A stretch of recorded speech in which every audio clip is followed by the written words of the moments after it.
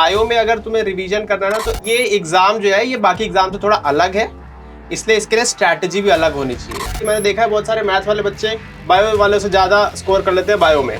क्यों? Type of question जो आज वो लोग कर रहे हैं वो थोड़े अलग हो गए हैं।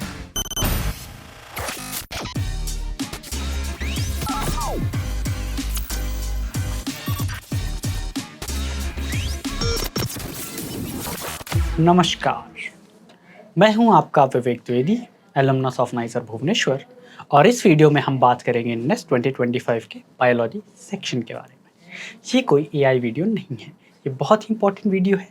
हम बात करेंगे हमारे आकाश सर से, आपके फेवरेट पूकी भैया से, ताकि आप बायोलॉजी में 60 आउट ऑफ 60 कोशिश कर सको लाने की। ऑल्दो बहुत डिफिकल्ट है नेस्ट में लाना, आईआईटी में तो फिर भी काफ़ी ईजी है, और 60 आउट ऑफ 60 नहीं भी तो चलिए 40 या फिर 30 आउट ऑफ 60 तो ला ही सके। और चलिए अब हम बुलाते हैं हमारे फेवरेट, आपके फेवरेट पूकी भैया को, उर्फ आकाश यादव। आओ सर। हाय आकाश सर, कैसा रहा है ट्रेंड अभी तक नेस्ट एग्जामिनेशन का, और 2025 में बच्चे क्या एक्सपेक्ट कर सकते हैं? ट्रेंड देखो, सिंपल सी बात है। नेस्ट के जितने भी प्रीवियस ईयर पेपर हम लोग अगर देखेंगे तो हमको ये समझ आता है कि पेपर आसान नहीं होता है। मतलब वही है कि शुरुआत में जैसे 2007, 8, 9, 10 की बात वो मैं छोड़ दे रहा हूँ, क्योंकि उसके आंसर कीज भी अवेलेबल नहीं है और वो थोड़े पुराने टाइप के थे। वो मतलब हो सकता है कि जो पेपर सेट करता था वो भी अलग रहा हो, मुझे जहाँ तक लगता है, क्योंकि टाइप ऑफ क्वेश्चन जो आस्क वो लोग कर रहे हैं वो थोड़े अलग हो गए हैं। मैं बात कर रहा हूँ 2018 के बाद की। 2018 के बाद के पेपर उठा के देखोगे तो काफ़ी मतलब कंसेप्चुअल पेपर रहता है, काफ़ी उसमें स्टोरी टेलिंग रहती है ना। और एक चीज़ जो मैं सजेस्ट करता हूँ हमेशा ही बच्चों को, कि बहुत ज़्यादा मेहनत जो है ये एग्ज़ाम जो है डिमांड नहीं करता है। नेस्ट हाँ, क्या करता है भाई? बहुत ज़्यादा डिमांड ये करता है कि आपका दिमाग खुला हो, है ना। स्मार्ट वर्क, स्मार्ट आपको होना पड़ेगा अगर आपको एग्जाम क्लियर करना है, क्योंकि मैंने देखा है बहुत सारे मैथ वाले बच्चे बायो वालों से ज्यादा स्कोर कर लेते हैं बायो में। क्यों? क्योंकि वो एक्चुअली में दिमाग खुला रखते हैं पेपर करते वक्त, है ना। क्योंकि भाई वो पेपर में ही जो क्वेश्चन आता है ना, उसमें सारी इंफॉर्मेशन वो लोग पहले ही दे देते हैं। तो जिस भी बच्चे को बेसिक इंफॉर्मेशन है, चाहे वो बायोलॉजी का है चाहे वो मैथ का है, वो इक्वल लेवल पे है, दोनों सेम है, चाहे वो मैथ्स के हो चाहे बायो के हो। उसके बाद जो चीज़ है वो है कि तुमको बिल्ड करना आना चाहिए भाई, है ना। कि जो भी बेसिक इंफॉर्मेशन है उसको लेकर जो क्वेश्चन में इंफॉर्मेशन दी है उसको एनालाइज करो और उसके बेसिस पे आंसर जज करो। और ज़्यादातर क्वेश्चन ऐसे रहते हैं जो स्टेटमेंट बेस्ड रहते हैं। तो स्टेटमेंट बेस्ड में तुमको स्टेटमेंट पढ़ के अपना दिमाग चला के स्टेटमेंट जज करना आना चाहिए कि भाई हाँ ये स्टेटमेंट सही लग रहा है अकॉर्डिंग टू द क्वेश्चन। ये चीज़ होती है, तो ये है चीज़। कोई क्वेश्चन पेपर डिस्कस करें, कैसे क्वेश्चंस आते हैं? करते हैं, बिल्कुल। हमने ऑलरेडी खोल रखे हैं। हाँ, ये थोड़ा मुझे केमिस्ट्री टाइप लग रहा है, तो इसको बता दो आप। हाँ देखो, टॉपिक्स वही रहते हैं जो नॉर्मल टॉपिक्स है, जो तुम्हारे एनसीईआरटी में टॉपिक्स है, टॉपिक्स वही है, बस लेवल ऑफ क्वेश्चन चेंज हो जाता है। ये भी जो टॉपिक है ये एक एक्सपेरिमेंट है जो मेसेल्सन एंड स्टाहल ने किया था, to deduce the semi conservative model of DNA replication, जिसका एक्सपेरिमेंट बढ़िया से तुम्हारी एनसीईआरटी में वेल एक्सप्लेन्ड है। पर ये वो एक्सपेरिमेंट इन्होंने दिया नहीं है हूबहू की जो उन्होंने किया था वही डाल दिया है।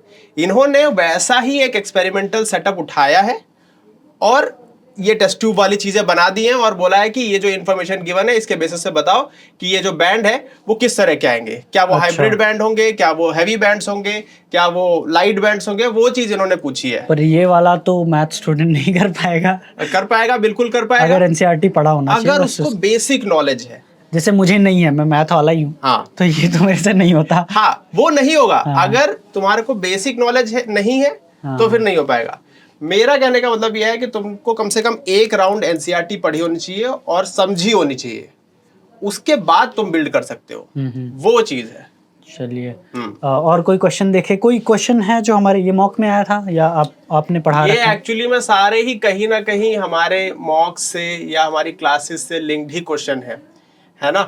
मतलब लगभग सारे क्वेश्चन ऐसे ही रहते हैं। देखो ये एंडोसिम्बायोसिस का क्वेश्चन है, अच्छा, ये मॉक्स में कई बार पूछा जाता है, इस साल भी मैं मॉक्स में पूछ रहा हूँ, पिछले साल भी पूछा था, क्रैश कोर्स में भी पूछा था, और ये पीवाईक्यू में भी आया हुआ है। और एक बार नहीं, कम से कम 2 या 3 बार आया हुआ है पीवाईक्यू में, सेम टॉपिक से। बस थोड़ा सा अलग अलग करके। क्वेश्चन रिपीट नहीं होते, लेकिन टॉपिक रिपीट होता है, ये ध्यान रखना। वही हाँ, अच्छा। कि ये सेम टू सेम क्वेश्चन नहीं आया है, आंसर सिमिलर है, बट ये उसी से लिंक्ड है। अगर किसी ने पीवाईक्यू सॉल्व किया है तो वो ये क्वेश्चन भी कर लेगा, क्योंकि ये एंडोसिम्बायोसिस का क्वेश्चन है। ये देखो एंडोसिम्बायोसिस लिखा हुआ है यहाँ पे। अच्छा। और ये हमारी बुक में भी एक्चुअली में हम लोगों ने स्पेसिफिकली डायग्राम डाला हुआ है सेकेंडरी एंडोसिम्बायोसिस और प्राइमरी एंडोसिम्बायोसिस। बुक पढ़ो भाई, हो जाएगा वो सिलेक्शन। चीज है। हाँ, वो मैंने ध्यान दिया जब पढ़ाते वक्त क्लास में, तो मुझे दिखा कि यार ये तो हमने डाला हुआ है और ये क्वेश्चन आया भी हुआ है, तो वो कोरिलेटेड है। अच्छा, तो अभी बायोलॉजी के लिए सिंस 5-6 महीने बचे हैं, कई बच्चों का तो ऑलरेडी जो पढ़ा है भूल गया होगा, रिवाइज नहीं किए होंगे, बैकलॉग भी होंगे, उनको अभी अगले 5-6 महीने क्या करना चाहिए?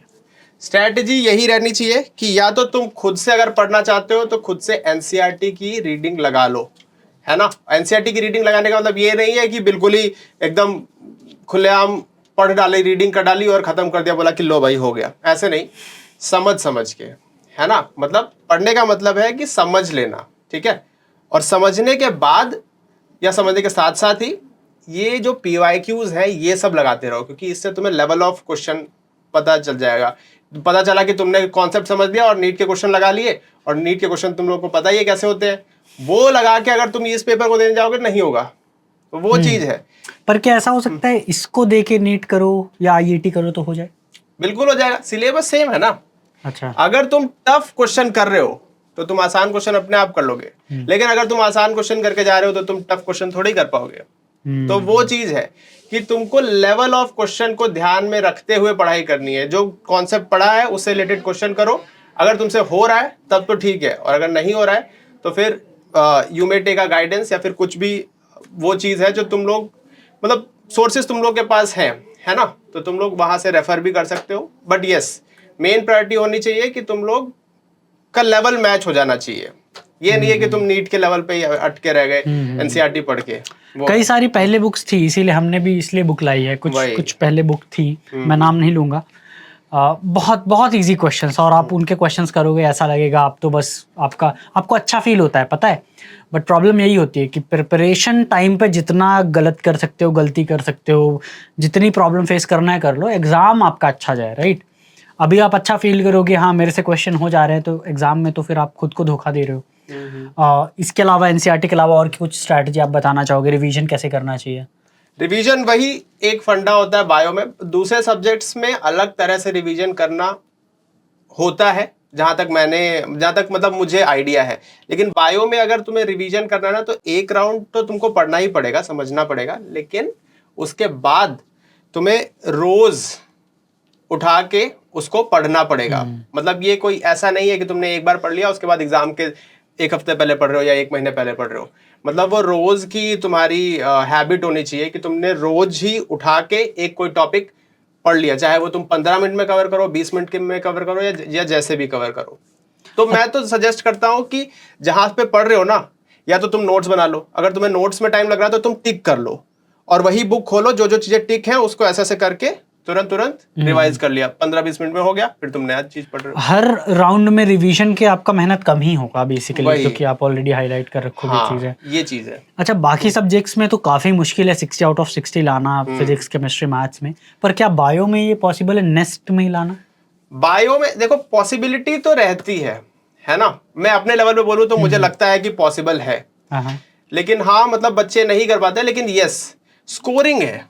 अच्छा, bio is better than bio scoring है, even for math student, even for bio student, किसी मतलब डिस्टिंक्शन इसमें कोई नहीं है कि स्कोरिंग है। अगर आपने अच्छे से पढ़ाई की है, अच्छे से मॉक्स दिए हैं, सारे पीवाईक्यू सॉल्व किए हैं, और आप पेपर के टाइम पे दिमाग खोल के बैठे हो, तो फिर मुझे नहीं लगता कि आप 20 में से 15 क्वेश्चंस नहीं अटेम्प्ट कर पाओगे आराम से। मुझे लगता है कि हो सकते हैं, वो होते हैं।